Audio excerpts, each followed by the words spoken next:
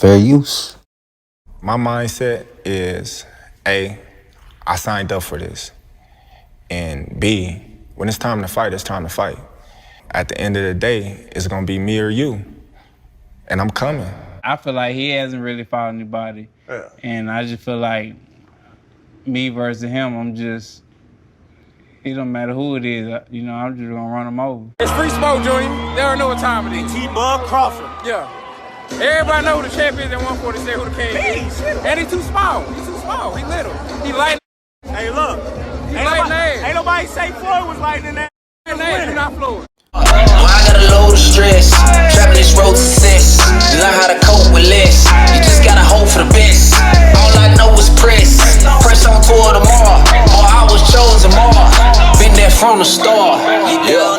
Press on, won't nobody vouch. Press on, get your lowest amount. Press on, no need to pout. Press on, they count you out. Press on, they get it for clout. Press on, you at your best when it's stress on. Turn up the heat, press on. I'm just a better fighter overall. I feel like I'm gonna break him. You gotta go out there and break him. You gotta break him, like you said, you gotta break him. There's no way you can beat him. You gotta break him. I'm gonna show everybody why I be breaking people. Peace and blessings. What's up, fight world? Y'all know what time it is, man. We 2 days away from the most anticipated fight we could ever imagine. Creme de la creme. The fight of all fights. The fight of the decade. Shoot, some might argue the century. We're here. It is such a blessing to be here. I'm talking about a fight that you can compare with fights like Ali Frazier, Leonard Hearns, Leonard Hagler, Tyson Spinks, Tyson Holyfield, Trinidad and Oscar, Mayweather, Pacquiao. I'm talking about some of the greatest fights we have seen in history.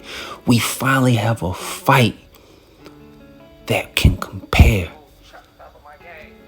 with that magnitude. Terrence Bud Crawford, Errol the True Spence. This is one for the ages. Today we're going to be breaking down the keys to victory for B-Side Bud to get the win, and for Errol the True Spence Jr. We'll get it on another take before the fight.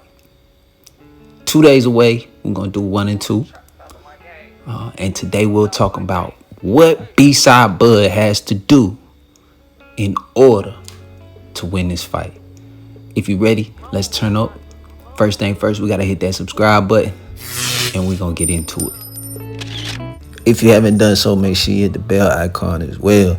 We need that support, family. So let's get into it. Keys to victory for B-Side Bud. The first key to victory is simple. This is the most important thing for Bud Crawford, B-Side Crawford, to win the fight.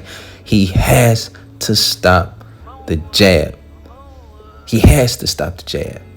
As you can see here, He has a 69-inch this reach. is a clear example of his face being pounded brutally by Kell Brook with the jab. Everything that ESJ does great starts with the jab. He has a phenomenal jab. It is pinpoint accurate, and he sets up everything that he does behind the jab, from the body work, as you see here, to those looping headshots, the uppercuts. It all starts boom, boom with the jab. Key number 1 for Crawford to stop the jab is going to be something simple, guys. It's going to be his footwork. He's going to have to use his edge in his lateral movement and his simple footwork to take away the jab. As you see here against Sean Porter, this is not how he's going to have to be able to fight Spence. He can't fight Spence standing here. He's going to have lateral movement. He's going to have to kind of move, stick and move, kind of like what we seen Mayweather coin his career.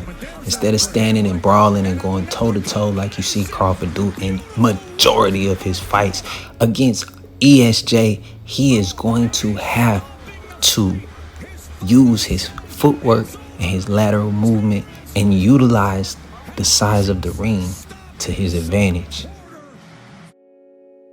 But he's a great fighter. Everything looks easy from the outside.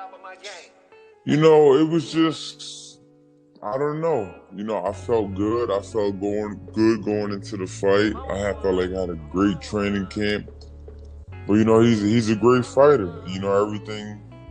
Everything looks easy from the outside.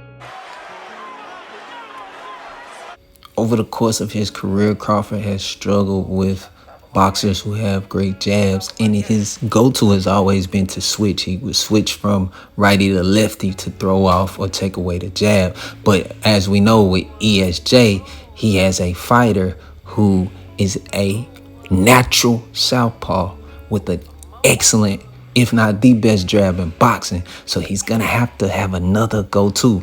People always talk about how Crawford downloads, but the only download I've really seen when deep diving into the film is he switches. That is his go-to answer to take away the jab, or anytime he's having struggle in a fight, his go-to will be to just switch from orthodox to southpaw.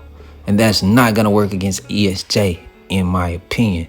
Crawford has to come with a game plan we have never seen him use or display. We're going to have to see him move around the ring like we've never seen him before. We're going to have to see him get on his bike and add angles.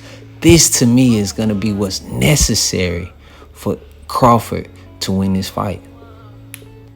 My next big key to victory is Crawford has to take advantage of the reaching and overextending that ESJ sometimes do. As you can see here, right here, boom, he overextends with the miss. These have to be situations that Crawford counters effectively.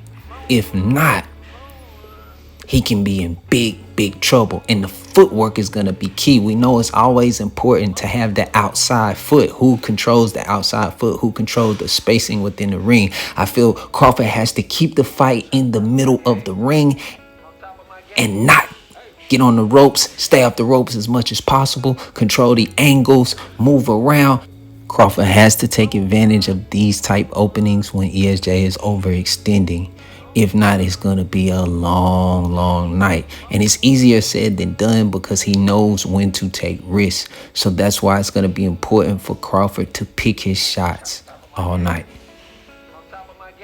So here we have Crawford versus one of these tomato can fighters on his resume. Now, we know this is the African, but nevertheless, he is constantly overextending in this fight. And you can see all night, Crawford was able to clearly counter him in his overextension. Now, one thing's for sure, two things for certain. We know he is nowhere near Errol Spence Jr.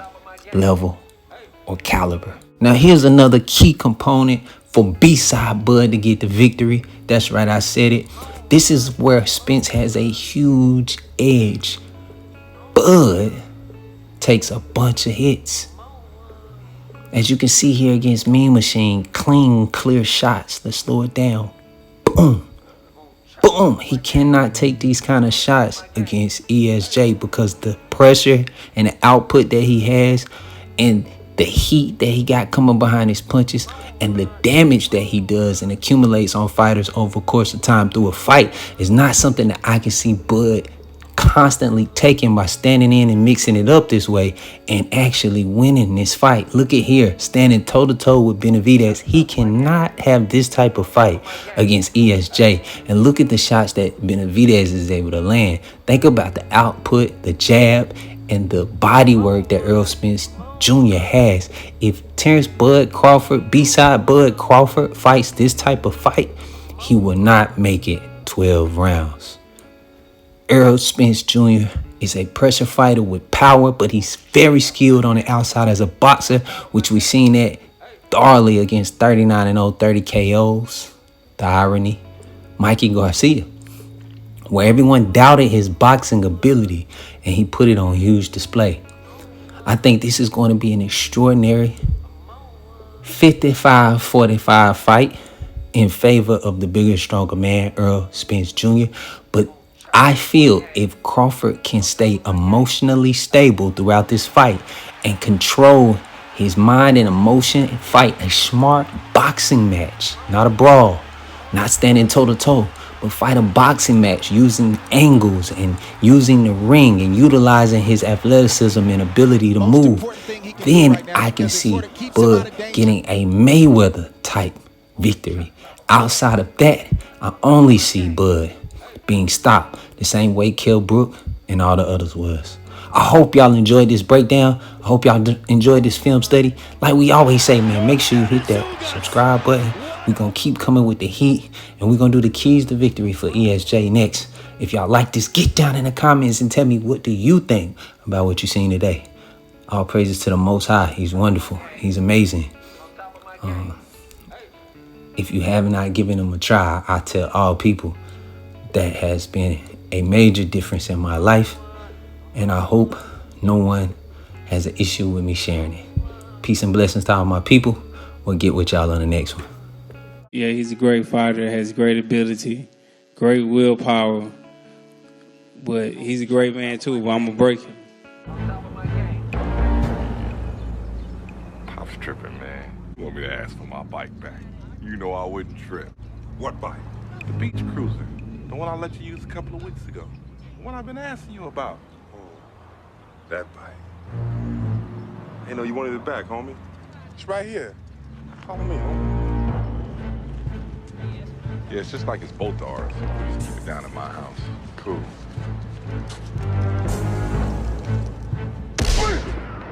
Oh, shit! That's my bike, punk!